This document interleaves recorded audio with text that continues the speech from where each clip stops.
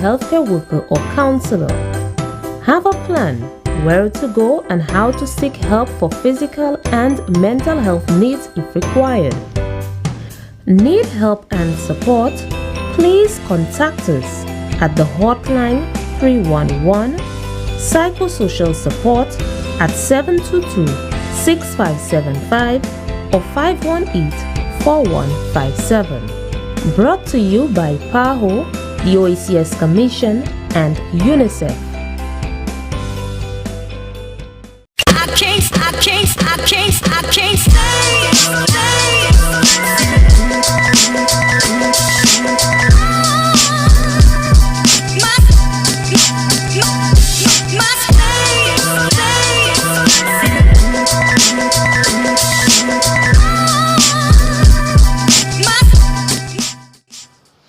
Good morning, everyone, and welcome to the show. It is the middle of the week. It is Wednesday, March 31st, also the last day of March. I was about to say the year. Last day of March. We're going into April Fools tomorrow.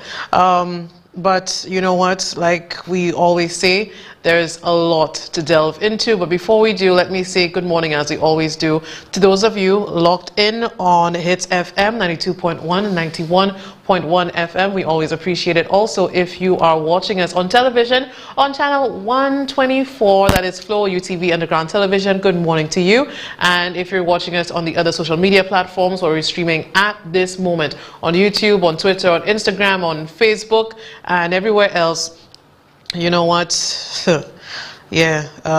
Happy Wednesday to you. And before we get on with the show, let me just also say happy birthday to Jeremiah Norbert. He is, well, it's his birthday today, and I'm guessing that makes him 31. That's okay. You can see your age still. You're still young, Papa. I do hope that you enjoy your birthday, because I think the country knows that it could have been, you know, that we wouldn't be able to see you celebrate that birthday. But I think too, I think you're a source of inspiration for a lot of people, and hope, with everything that you've been through and the accident, and how you've taken it in stride and accepted it, and also wanting to see your community do better. So I think for many people, you are one of those people who do, well, you know, it's a beacon of hope. And with that, I want to, you know, put it out there, what you've said recently in your live, and as you shared your experience with us and told us that you lost your leg, but it will not stop you. So thank you for your show of bravery. And let's take a listen to what he had to say. I think that was 2 weeks ago. If I have to single out anybody, I might be doing an injustice, because so many persons have been reaching out to me, expressing their love, expressing their support, and having understood that so many persons, I knew getting into the political arena, I felt love. I knew that there were a lot of persons who were supporting me, who loved me. However, when I found myself in this accident, I really understood what love was. I mean, the outpour of love and the outpour of support was overwhelming. And I would wish that for anybody to have that type of love and support if they ever find themselves in a situation. I can tell you it helps appease the situation. It helps make you feel a lot better. And I thank every single person who have reached out to me, those whom I know, those whom I don't know. I thank every single person who've made the effort to reach out to me during this time. Thank you. And your love and support is what has kept me going. There was, I think also I have to also make a special mention to the faith-based organizations who keep on praying for me, who keep on being there with me, lifting me up in prayers. Pastors, Pastor Kenty Vital, several persons who have been praying and making a concerted effort to lift me up in prayer. I thank you. I thank you for everything that you have done for me. I may be in Martinique for a few more weeks, but I look forward and I'm excited to coming back. I look forward to coming back to St. Lucia to continue the journey that I started on. And I'm very excited, and I will say that I'm very, very excited to continue. Right now, I think God has broadened my scope in terms of giving me a broader network of persons to deal with. I understand what it feels like now when somebody somebody who may be called or labeled as disabled and they're not able or they're not as able as us. I understand what it is for them. And I feel right now I'm in a position to represent and advocate on persons of such a nature or persons who in such a situation on their behalf. And all of these things, I believe, well, I know that all of these things will God's decision, God's plans, and there is no plan as good as God's plans. As it pertains to my constituency, I need to remind my farmers and my fishers that I hear your cries, I hear your concerns. Every day my canvassers go out, they come back and they let me know what it is that are affecting you all. And I'm listening. And I assure you all that Jeremiah Norbert is going to advocate and work very hard to bring relief to you all, my fishermen and farmers of Micoud North. My young persons who are unemployed, do not lose hope. Bear a little bit of patience. Your representative is coming to change the situation for you. I just need you to bear a little more patience. We are in an election year. Things are going to change this year. I assure you. My single mothers, you know I keep there's a special place in my heart for you all. Coming from a single mother household. And I want you to also bear a bit of patience. You are in my plans. You are in my visions. My young persons who still cannot find the sporting facilities to train on or to take a sweat on, you also, I want to ask to just bear a little bit of patience. Relief is also coming to you. Jeremiah Norbert is coming to make that change. I am committed to serving you, my constituents of Micoud North. And I think, well, that was him speaking to his people. He already considered Micoud North as his, and he's going to be representing. So once again, just happy birthday. But as we're speaking here, and we did it yesterday and the day before, we're trying to understand what exactly is happening with, Castries South. And since we just heard from official candidate, someone was selected. I think there are a few on the United Workers' Party side who were not, and I think we have an update with that as well, because yesterday we spoke about it. Today I think we just have a little bit more tidbit of information, and I think needs to be put out there. Let's look at the next image, where we're seeing that with Castries South, and we've had the discussion before that they didn't know what they were doing. We're getting it on good grounds within the United Workers' Party, that they held a National Council meeting last evening, Tuesday 30th. During the virtual event, which took place via Zoom, the council ratified the nomination of Mr. Bertrand Birch Big Daddy Johannes, who will contest the Castries South seat for the UWP at the upcoming general elections. Buffalo was already campaigning and had already spent quite a bit of money, including organizing his car and truck. And I guess that's what he decided to do with his car.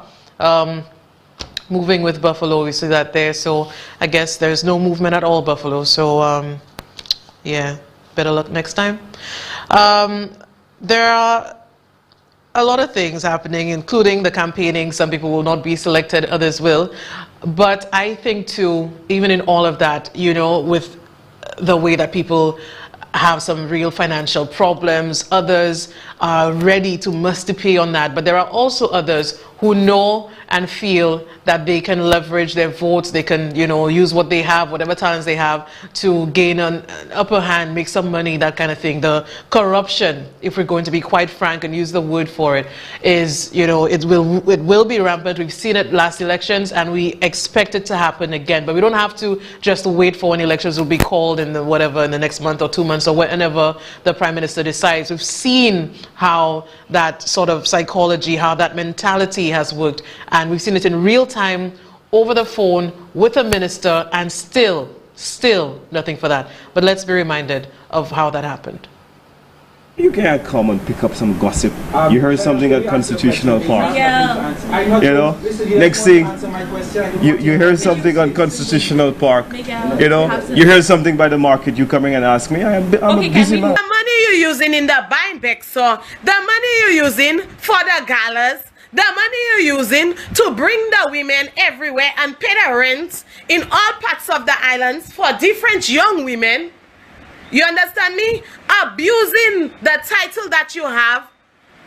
I want you to take these monies and do something else with it because our community needs it. It is sad that the St. Lucia Labour Party keeps neglecting the people of Ansoria and Canaries.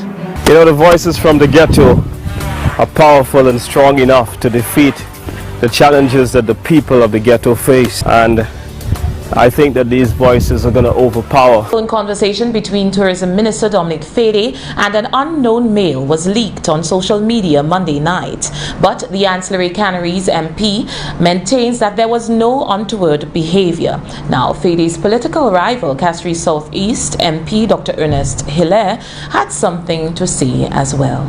Mere hours after Dominic Fede dismissed claims that he was involved in the construction of a villa in Barbados, the tourism minister was once again in the spotlight.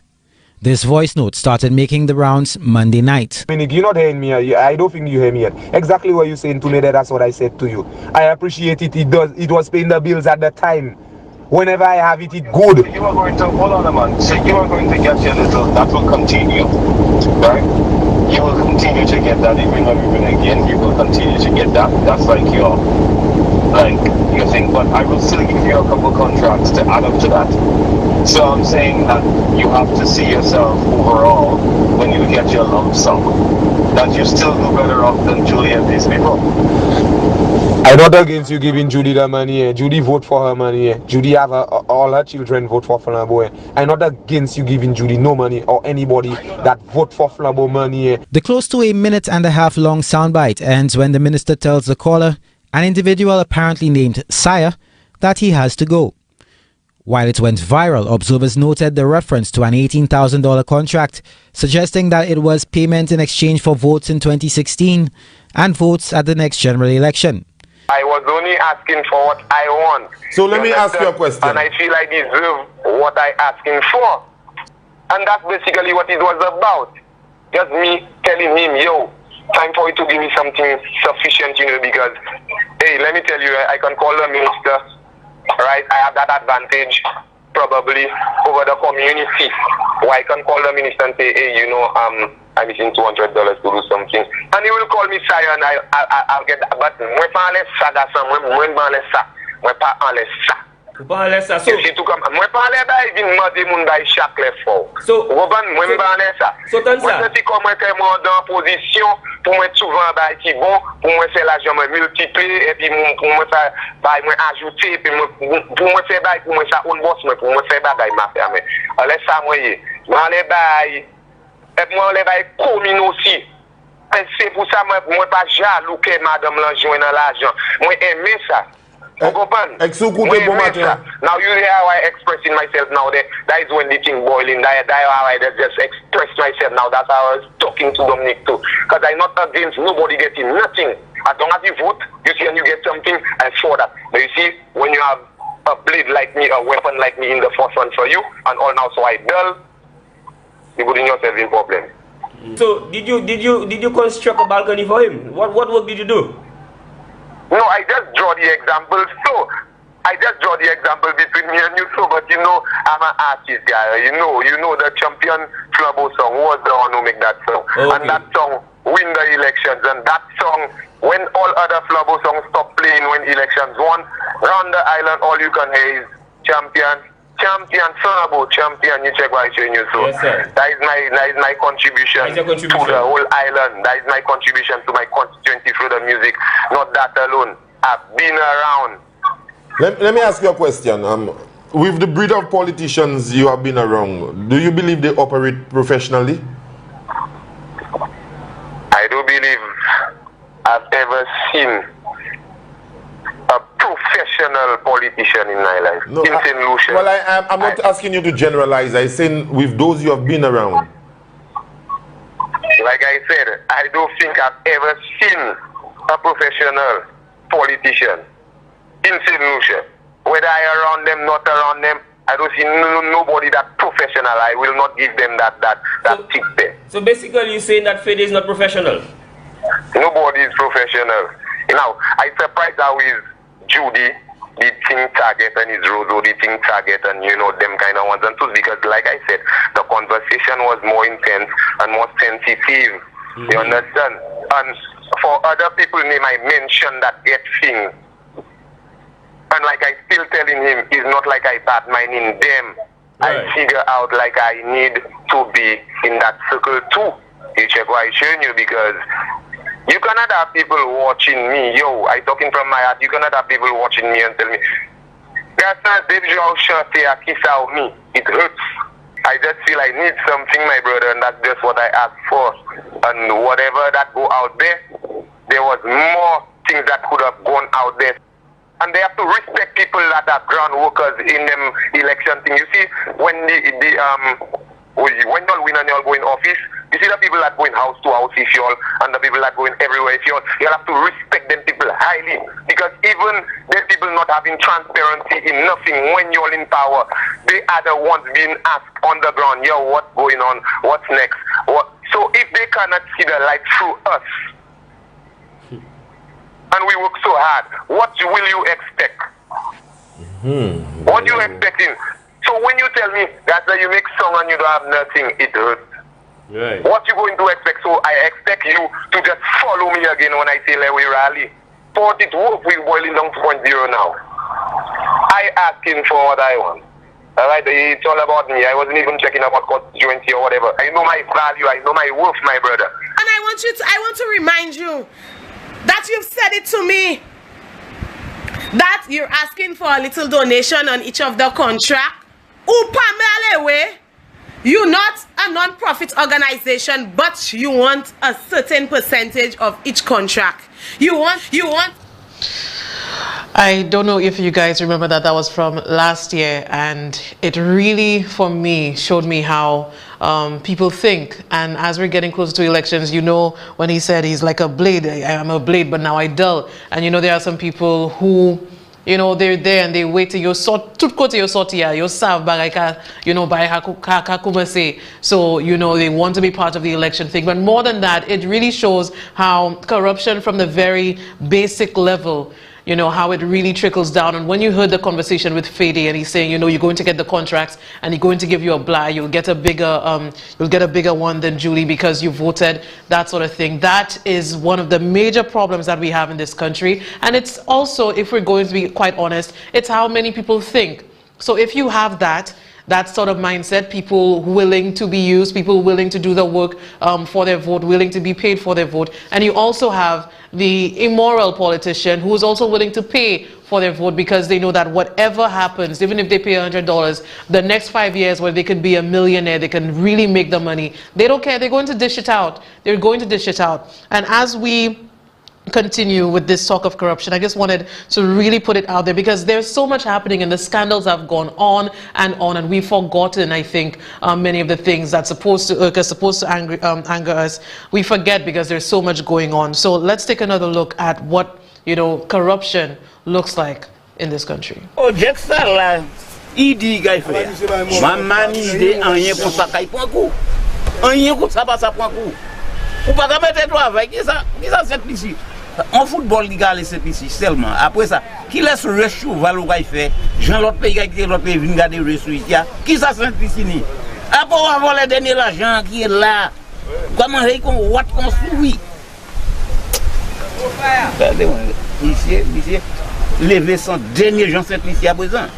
Traveling every day, eating steak.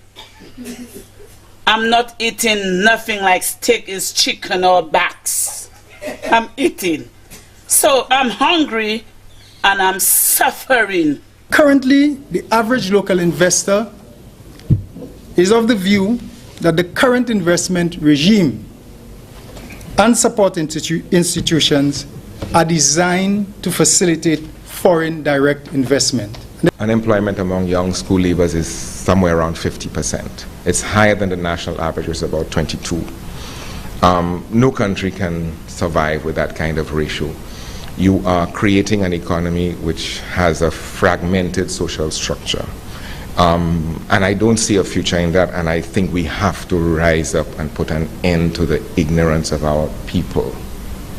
There's no other way to put it. We cannot have a generation of illiterates coming out of the school system in this day and age. It is just not, and this is why I tell you, your sanity is at stake, because these are the people who do not have the chance of employment.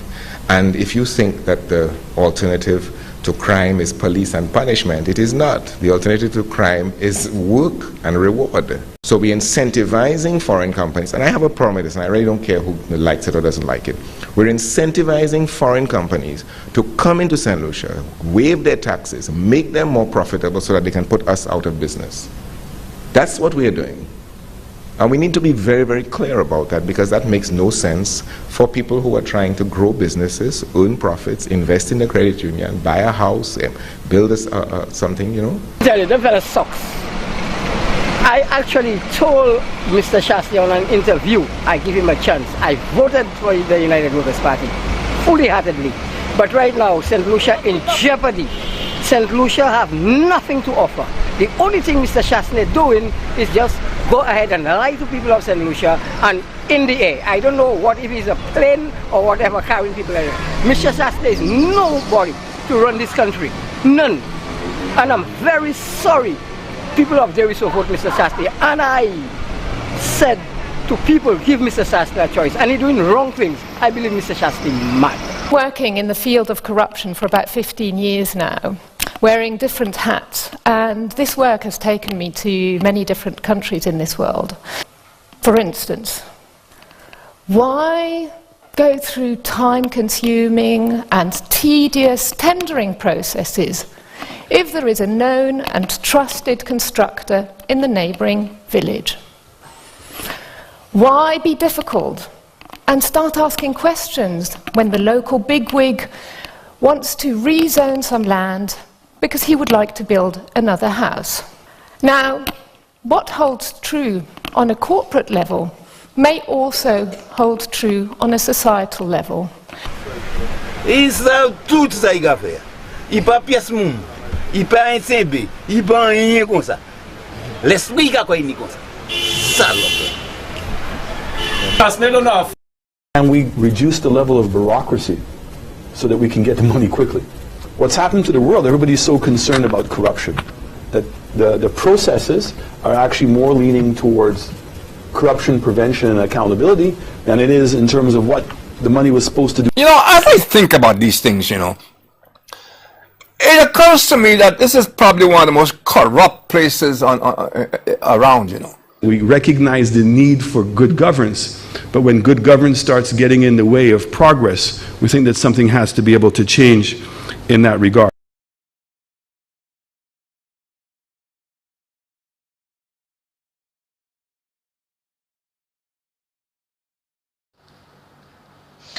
So we've heard there many of the different things that we've seen and heard, and it's not just things that we don't understand, things that we've seen, the murders that Mary Isaac said happens in, you know, the higher parts of society, the mismanagement of funds, the conflict of interest, the abuse of power. We've seen all of it happening within this administration, and yet what we're getting now from another person in politics, a politician, is he is saying that, you know what, let's create a new unit to look into these things. Let's take a listen to Herman Gill Francis. If you go and you investigate all politicians, you will see those who have skeletons within the closet, and they are the ones being portrayed as heroes. Persons who have criminal records, persons who have been accused of getting involved in homicides and all these other things. But because it suits certain persons' agenda, then that is it. Are you really saying that there are people in our parliament you know of who are involved in homicides? In this parliament? No. If you're doing your investigations, no. I said in this parliament, no. But if you have done your investigations, you'll find out. You'll know. It is always it's there. You know, it's there for everybody. Okay, depending on what side of the fence you are, you're a hero or you're a villain. So you do your investigations and you can find out. Weeks after making these controversial statements outside the House of Parliament, National Security Minister Herman Gill Francis has revealed that a special unit will be implemented to pursue investigations into matters of that nature. Presently, we are now going into a special investigative unit so that we can deal with corrupt politicians, corrupt civil servants, corrupt police officers, and to give our youngsters the understanding that regardless of who you are not above the law. And a lot of that is happening in our societies, that our young people see that persons who are in positions of authority are getting away with all what you can say murder, and nothing is being done about them. All we do is that we go to the House of Parliament, and because they know that you can't be charged for libel or anything like that, they say whatever they say. And at the end of the day, the public looks at some of the ministers in a very bad light. And so we have to stop that. Speaking during a recent virtual discourse on crime, Francis highlighted that the unit in question was one of the recommendations coming out of the Impacts report. It is intended to assist the Integrity Commission, which is tasked with ensuring integrity and accountability among public officials. So we have taken a couple of the recommendations with the Special Investigative Unit to help the Integrity Commission in our country. We have an Integrity Commission, but it has no teeth. All they do is that they ask you to present your statements of your assets, and ministers do it, whether they want to do it or not, and there is no sanction for it.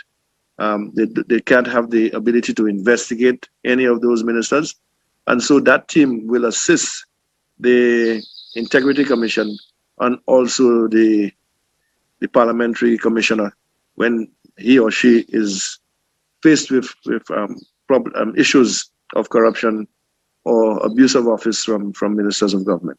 Chair of the Integrity Commission, Pastor Sherwin Griffith, previously suggested that a reshaping of existing laws was necessary to give the body the teeth which many believe it needs. Remember one thing: if the Commission may not have the teeth that it should have, but corruption has teeth, and corruption is biting everybody. For Choice News Now, Amani Matre reporting.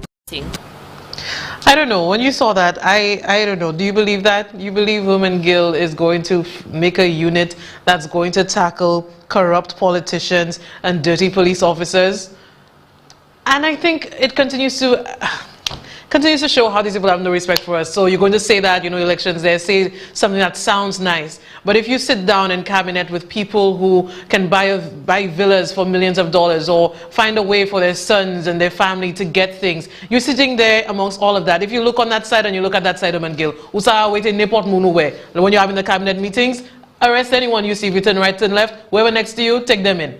And that's what I mean. You were there. You know all of what's going on. You yourself, by your own admission, saying that there are people who commit whatever crimes and murder and all kinds of things, that's been part of Parliament. And you're going to sit there and say, you're going to create a unit. There's no unit to... I'm not even going to justify that. I shouldn't even play that, because when people say these things, I'm giving it some attention, but it is important in a way because that is what the National Security Minister has said. But we also know that is not going to happen. I hope we are not fooled by yet another one of those promises that sound like they make sense, but it's not going to happen. But even as, we're having all that, I also remember Stephenson King speaking about corruption and saying that, the United Workers' Party, they're not the ones corrupt. It's the other side. Tonight, we have been called upon by virtue of the fact that we won an election 2 years ago. At that time, we celebrated that victory because it gave us as a party an opportunity once again, under the leadership of Honorable Alan Chasney, to lead this country once again and to make a difference. We undertook that responsibility with a bit of dedication and an application of our ability with the mixed talents within the cabinet to respond to your call your call for housing, your call for health, your call for work, your call for youth development, your call for building the infrastructure of this country and making our St. Lucian people proud again. We said to you that we are committed. We said to you that we will do the work. And tonight, we have come here not in an attempt to celebrate because our mission is not yet over, but we have come tonight to account to you, the people, on what we have done for you in the last 2 years. And what we have done for you in the last 2 years is that every single cabinet member of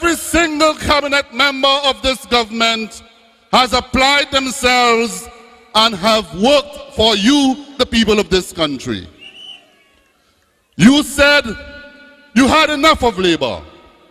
You said you had enough of the corruption. You said you had enough of the misguidedness of the Labour Party, and you put a party that demonstrated the commitment, the vision, and the dedication to lead this country onward to progress. I can't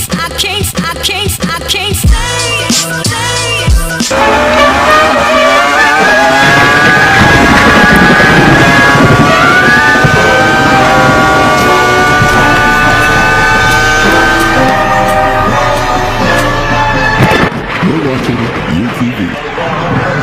TV for you.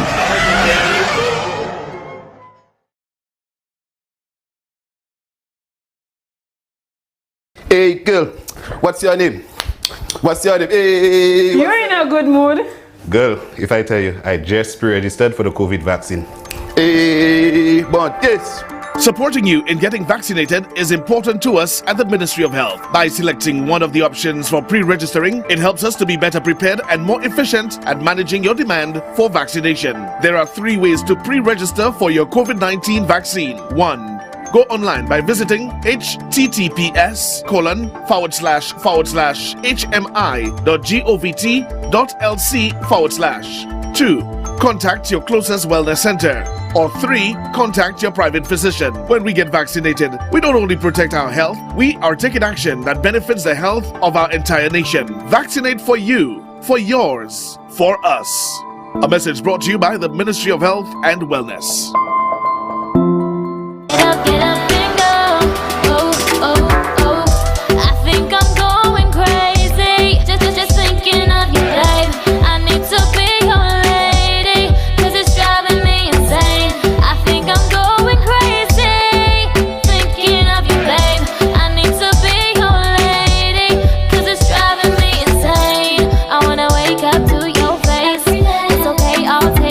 You're watching UTV. TV for you.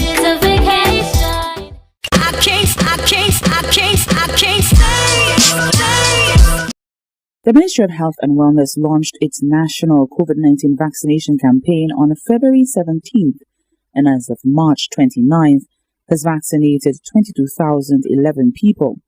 The rollout, which was slow to begin, has improved significantly, and the ministry has recorded a positive response from the public.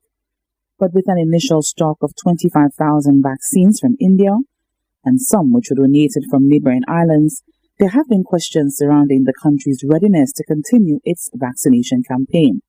The National Immunization Manager, Tresha Lionel, said that with the help of vaccines from St. Vincent and the Grenadines, St. Lucia will be able to complete phase 1 of the vaccination campaign. This significant response to the national campaign has resulted in our initial stock of 23,000 doses of COVID-19 vaccines being augmented by St. Vincent and the Grenadines, which loaned us an additional 5,000 doses to allow for the completion of our phase 1 of our national vaccine campaign.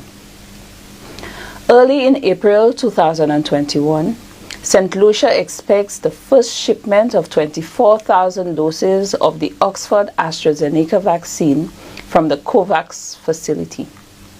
These doses shall be used to commence phase 2 of the campaign and to administer the first batch of second doses of the AstraZeneca vaccine. Initially, St. Lucia had decided on a 6-week interval for receiving the second vaccine dose.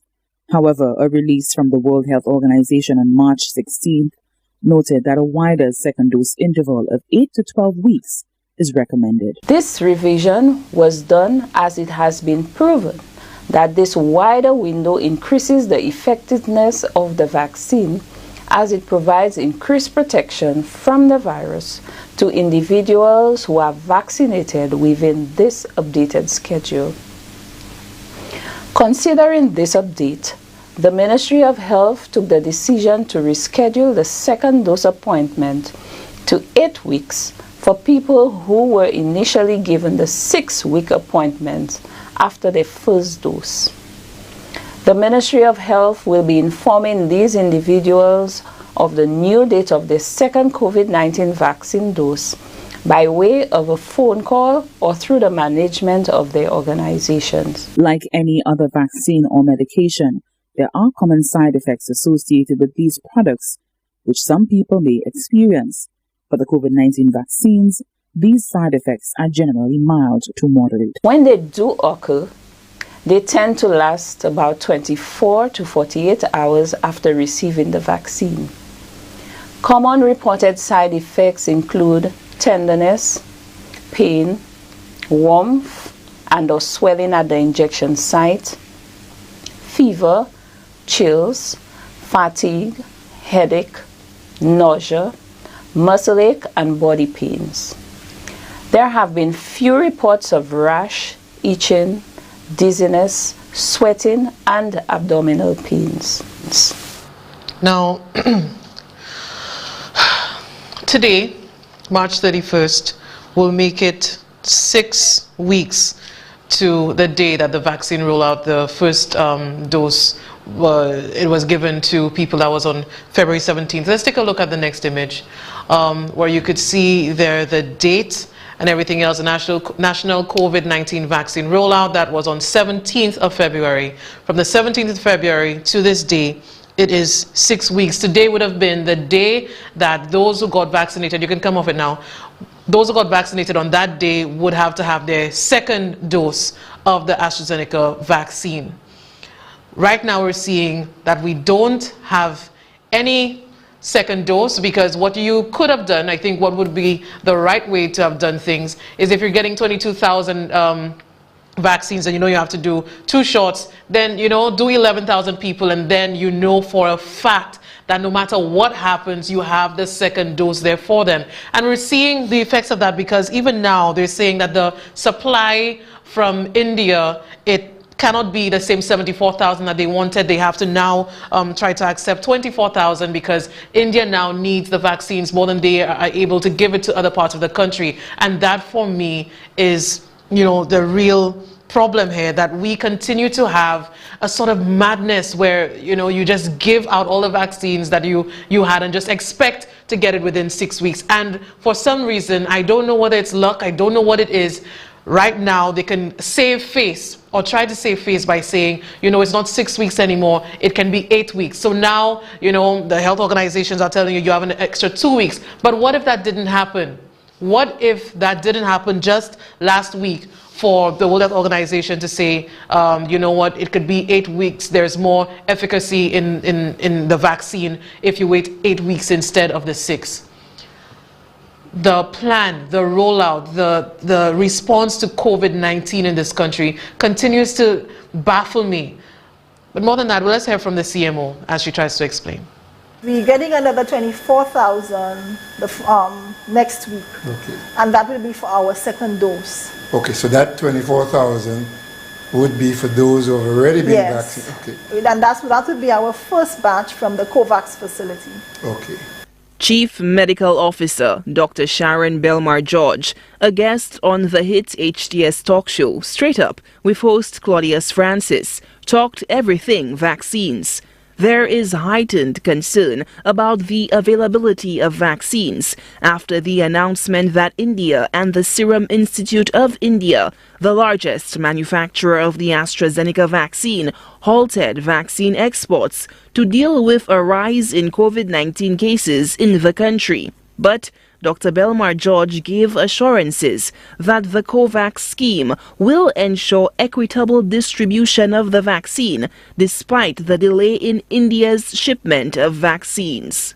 We're supposed to get 74,400 between March and May. So what they indicated, we get our first batch in the first week of April, and by the end of April we'll get our second batch, although they've not indicated how much as yet.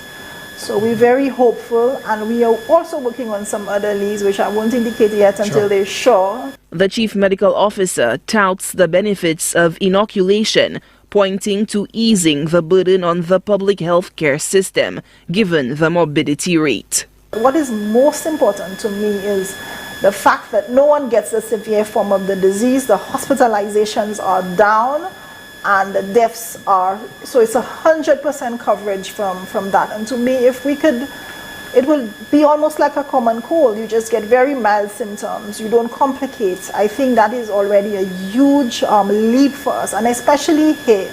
Like I said, COVID-19, it really showed up the gaps in your healthcare system. Lifestyle ailments or chronic non-communicable diseases like diabetes, hypertension, stroke and heart disease have compounded the public health response.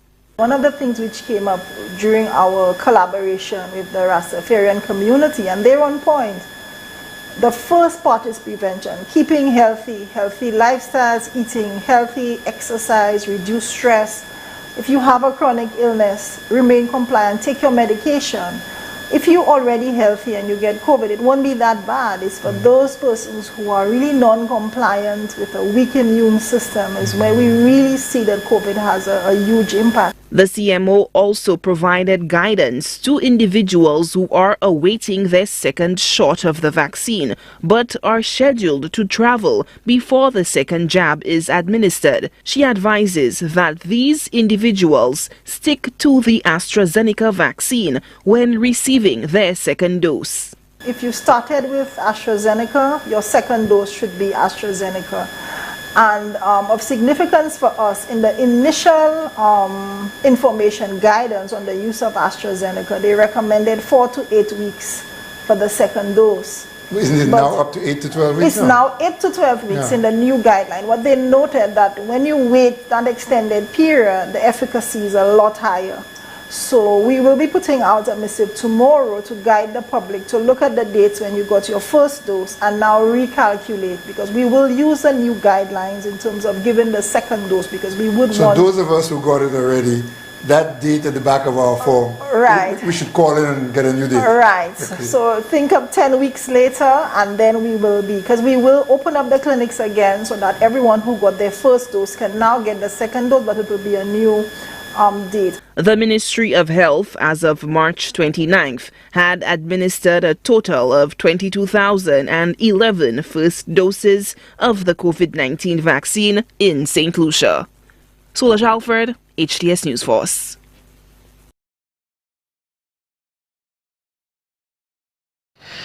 So, we're being told, you heard it yourself, we made a mistake. I think it's a mistake in giving out everything and then hoping against hope that we will be getting something next week. And for those of you who have taken it, I think that too must be very concerning, because you were told 6 weeks. Now they have plausible deniability to say, you know what, they say 8 weeks is better anyway, so let's just wait another 2 weeks. But that again shows us that we are not in control of anything. We should have had a better response to this than just using all what we have and hope and pray that we're going to get the second dose for the people. It sounds nice to say 22,000 people have had the first dose, but what if you cannot get the second? And we've already seen exactly that when there were no exports of the AstraZeneca vaccine. So, you know what? The Ministry of Health, they can go on and make these, I think, grave mistakes, while other people, if you wear your mask or you don't wear it properly on your nose, you get arrested. you get beaten, there's an abuse of power, excessive force being put on you by COVID wardens, all kinds of things. All kinds of things are being put there, but again, there's no liability for anybody, not ministers, not police, once they're working in the name of COVID. Nothing for that. And while we're doing that, let's look at another one of the COVID response things that are supposed to help. Let's take a look at the next image. Like we spoke about yesterday very briefly, we're seeing that, you know, the curfew from Thursday will be from 7 p.m. everywhere closing from 7. On Saturday it will be 6. And on Monday and Sunday, Monday of April, it will be from 3 p.m. And while all this is happening, I think many people did have a problem with it. I've seen it on social media. I've seen the responses. You can come back to me now. I've seen the responses, and of course, many people are, you know, justifiably, I think, concerned about that. And there was one image that really struck me. Let's take a look at this person's thoughts on the matter. He says, straight to Alan Chastity on Facebook, Bossman, I seriously believe that you think long and hard to reconsider these weekend curfews. Gasa, endless of us had plans on going by the beach on Monday. That airfare, Gasa, we St. Lucians will march on the road and start protesting. Gasa, make some smart decisions for once. Why? You want to win elections, man. You want to stay another 5 years for you to steal more money, man. Move smarter, boss. Just reconsider the weekend curfew. Please. So you have people pleading for their freedom, pleading for reconsideration of this administration's decision to put it at 3 p.m. And I wonder then, why 3 p.m.? Why that time? Why not 4? And why on Tuesday and on Monday alone? What is the reasoning behind that? I would want to hear that. And while all of that is going on and more restrictions being placed on people, we have this happening just yesterday.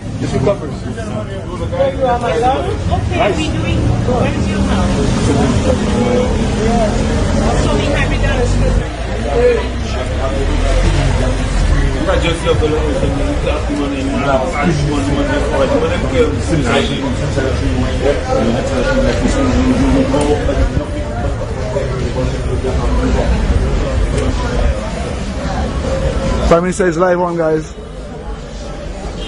Prime Minister is live.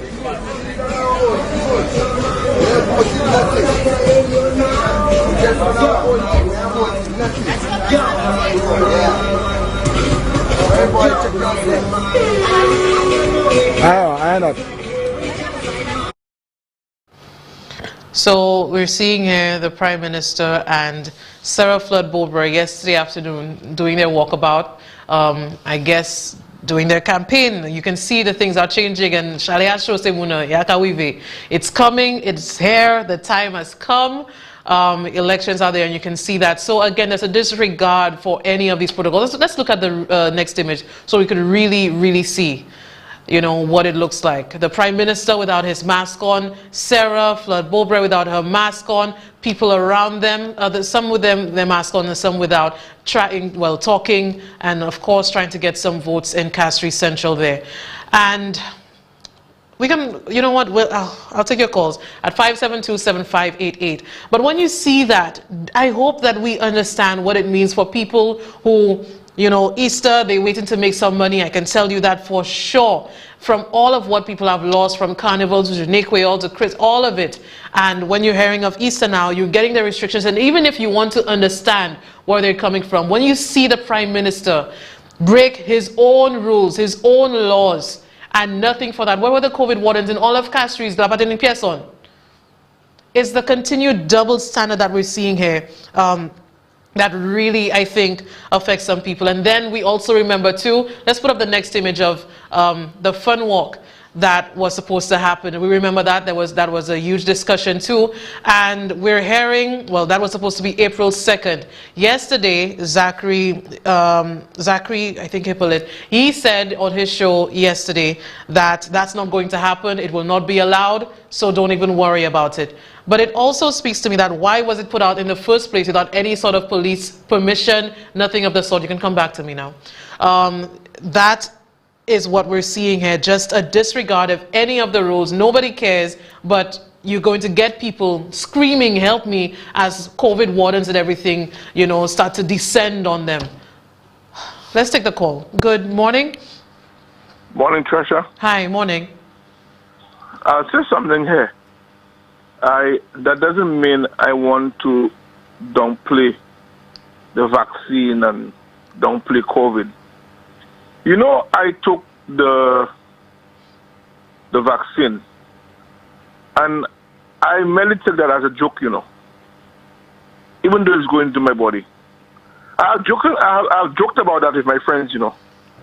I walked up to the place, because it was empty, I just go and just take that, I just believe that will not do me anything. Whether I get second shot, whether I don't get second shot, it will not do me anything if it goes into my body. Okay. Although I don't know what that is there. That's interesting. But because of my mindset.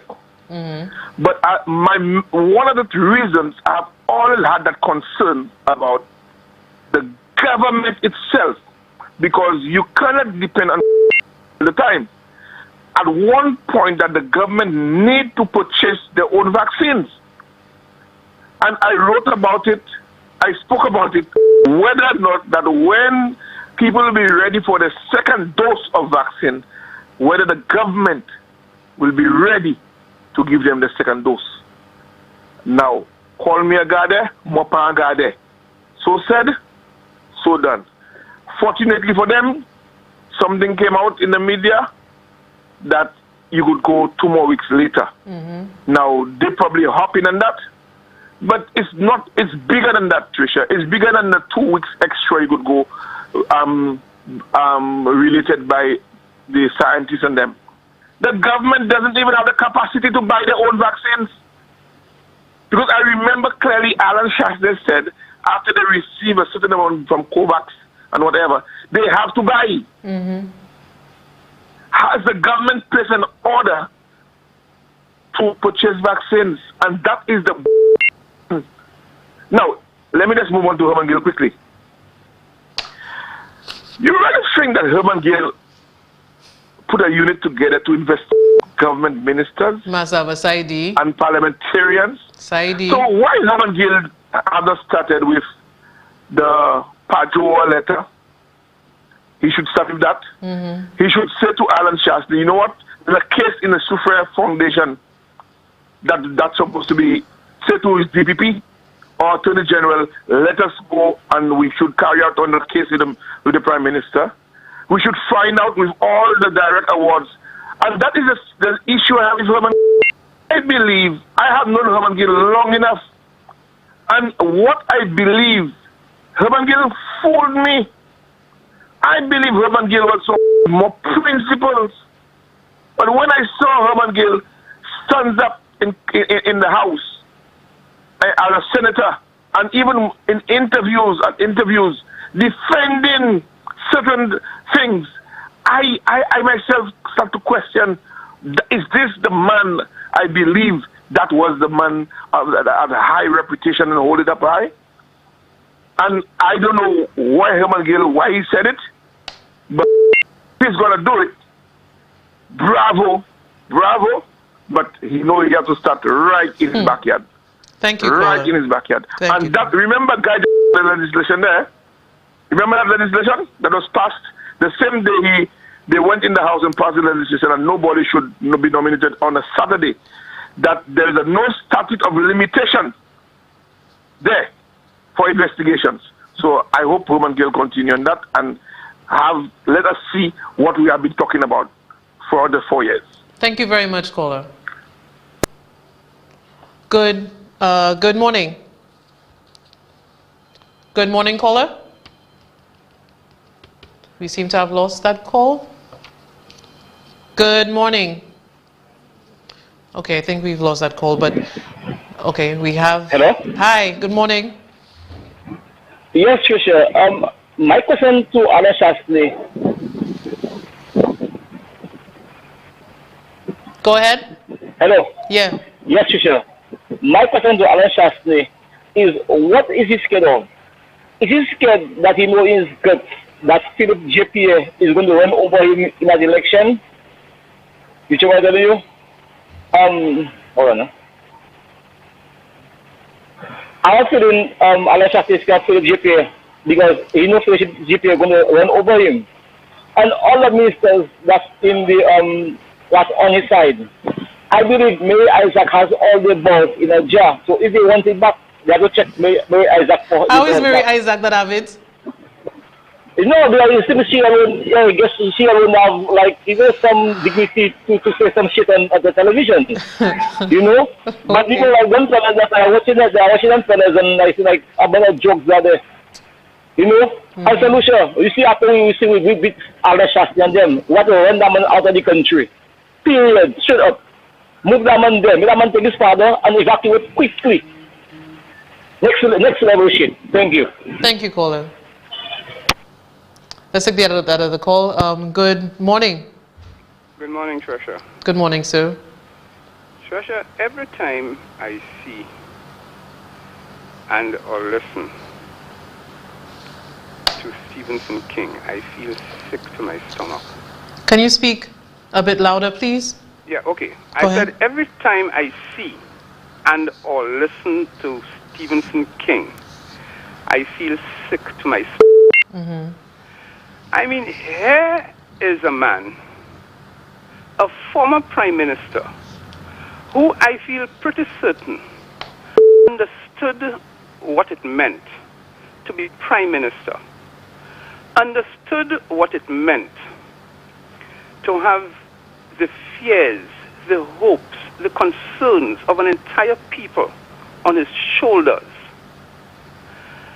and who today is endorsing, approving, applauding the type of wickedness that passes for governance under Alan Shastney and Guy Joseph. I mean, that makes me feel sick. And while Stephen King is busy saying to some of his close supporters, boy, this man, Alan Shastney, boy, he will cost us the elections, you know, and I don't support, you know, what he's doing, because what he's doing to the people. While he's saying that in private, in public, it's a completely different matter. He's applauding, approving, and you know, everything that the man you know does. But you know, Stephen King ought to know that if what you think, what you feel, what you know to be right, what you know to be true, is not reflected in your public utterances, your public behavior, then you might as well shut your show down. Shut your show down. Call it a day. Bow out of politics. Get out of this thing. Because whilst you're there to all intents and purposes, approving and applauding that Alan Shastney and Guy Joseph, you know, and Guy Joseph do, everything that those people do. While you're doing that, you're saying to the entire country, to the entire world, you're in league with them, you're standing with them, you're in the corruption, you're in the bubble, you're in everything because you're approving and applauding it. So, those things that Stephen King says in private, I mean, those things are hollow. They're hollow because he's not coming out. But a lot of people public. still put a lot of faith in the things that he says in private. Sorry? People expect him to, you know, stand up for something and, you know, make some announcement that's going to wow the country and surprise people by taking a stand or standing on the side of right. Or look, Tresha, if by now that man has not anything like that, I don't know why or how people still expect him to take a stand now on the brink of general elections. Look, I mean, Stephen King is nothing, in my opinion, is nothing but a cunning manipulator. In my opinion, Stephen King will say publicly those things, or at least privately, that those things people want to hear, that will cause people to see him as being this nice man, this good man. But in public, he will big up Alan Shastney. He will big up Guy Joseph just to remain in power, just so he can run the seat again, so that people can vote him in again under the same Alan Shastney that in private he despises, the same Guy Joseph that in private he despises. But in public, he's going to support them, approve them, endorse them, just so he can run the seat again, so that people people can re-elect him. Thanks, Tresha. Thank you very much, Kola. Thanks. Now, when I saw that video with Shasni and Sarah walking in town, when was the last time Shasni was in Conway and in Castries Central, or even Sarah for that matter, because I do remember many reports from different news outlets, and I've been down there myself, and people have said that they haven't seen her. Some people give her the benefit of the doubt and say, you know what, she's maybe in foreign affairs, she's out traveling. Others have nothing to hear, nothing to say. They don't want to see Sarah, and you know, I guess I don't know how because when people really saw it, by saying just weave and just start to walk around wanting votes when people know what you're there for. But on the other hand, you could also say that people will be, I don't know, I guess flattered that they finally see them and they finally want to talk to them. I saw people following them and that sort of thing. I just feel it continues to be just so insulting that now you need votes, now you want to walk around in the community. Walk around in the community and, you know, you promised that there would be the COVAX vaccines that would be arriving in mid-March. And tomorrow it will be April, another failed promise and another depiction of how we truly do not care. This administration does not care, and all they care about is winning. And the question is, will you be used once again for that to happen? And I expect that they'll be out there, you know, whatever protocols are in place, they don't care at all. But we're supposed to care, and we're supposed to be in by 3 when the people that make the rules are breaking their own rules.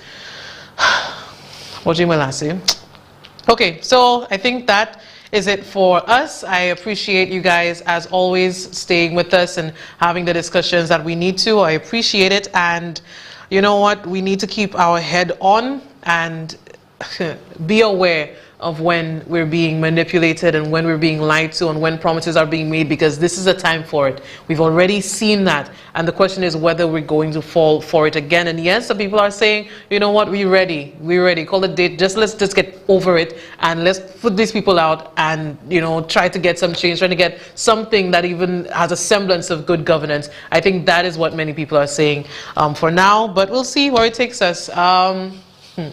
I hope to see you guys tomorrow. See Baudet, same time, same place. But until then, have a good one. I can't